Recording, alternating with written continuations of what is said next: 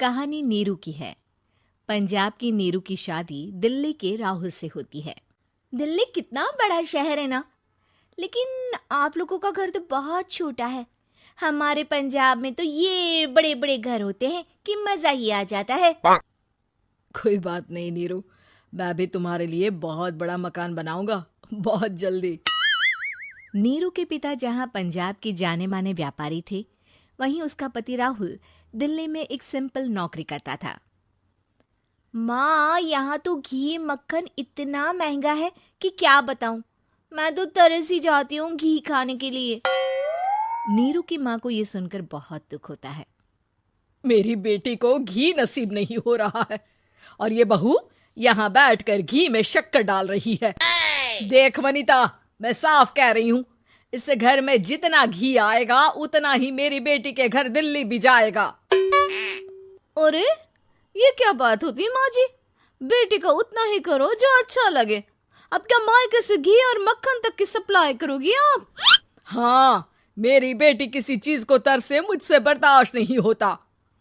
अब क्या था, नीरू के मायके में 2 किलो घी आता तो 2 किलो दिल्ली जाता नीरू के पास।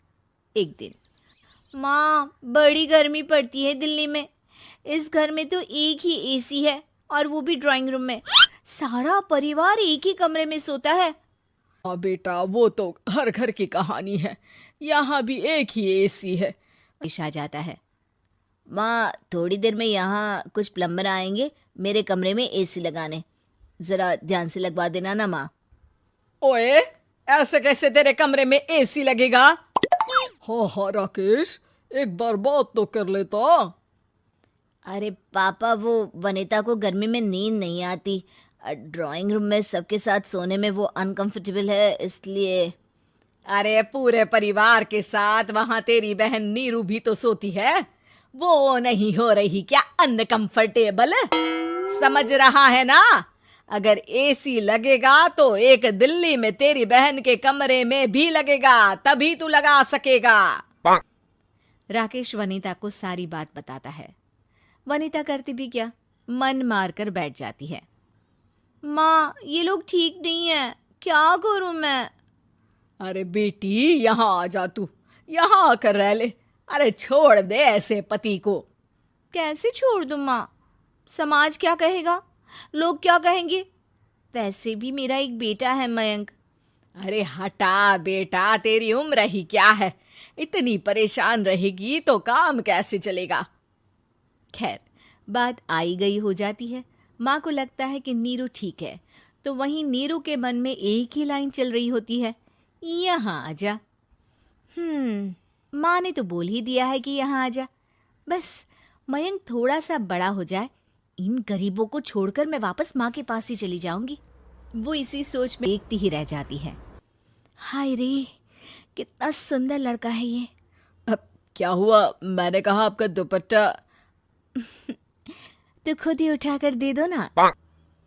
लड़का समझ जाता है कि नीरू उस पर फिदा हो चुकी है। वो उससे उसका नंबर लेकर चला जाता है। अब क्या था, नीरू और रोहित में लगातार बातें होने लगती है। मैं हरियाणा का रहने वाला हूँ, यहाँ एक बड़ी कंपनी का मैनेजर हूँ। अच्छा, और कितने बच्चे हैं तुम्हारे? बच्चे? अरे मेरी तो शादी भी नहीं हुई है। तुम बताओ, शादी करोगी? नीरू शर्मा जाती है। अब लेकिन मैं तो पहले से ही शादीशुदा हूँ। मुझे फर्क नहीं पड़ता, बस तुम शादी कर लो, भाग चलते हैं। बहुत पैसे वाला हूं मैं, हमेशा खुश रखूंगा तुम्हें।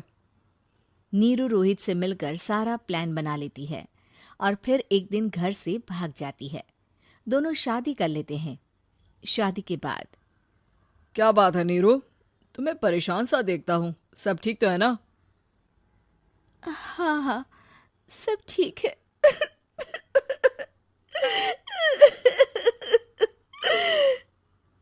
ये कहते कहते ही वो रोने लगती है। अरे क्या हो गया, रो क्यों रही हो? मैंने तुमसे एक बात छुपाई है और वही बात अब मुझे परेशान कर रही है। रोहित, मेरा एक बेटा भी है, उसका नाम मयंक है। क्या बात कर रही हो, ये तुमने मुझे पहले क्यों नहीं बताया? देखो नीरू, मेरी माँ को मैंने ये नहीं बताया है कि तुम शादीशुदा हो। बच्चा मैं मैनेज नहीं कर पाऊंगा। नीरू को समझ में नहीं आता कि वो क्या करे। अ, तुम उस बच्चे को अपनी माँ को क्यों नहीं दे देती? नीरू चुपके से माँ को फोन करती है। माँ, क्या मयंक को तुम रख सकती हो? बेटा, मैं राकेश के साथ बात करती हूँ। आखिर घर का बेटा वही है, जो वो बोलेगा। वैसे भी बेटा, तूने जो किया है ना, उसके बाद से पूरा घर तेरी बुराई कर रहा है। मैं भी अब किसी से तेरे लिए लड़ नहीं सकती।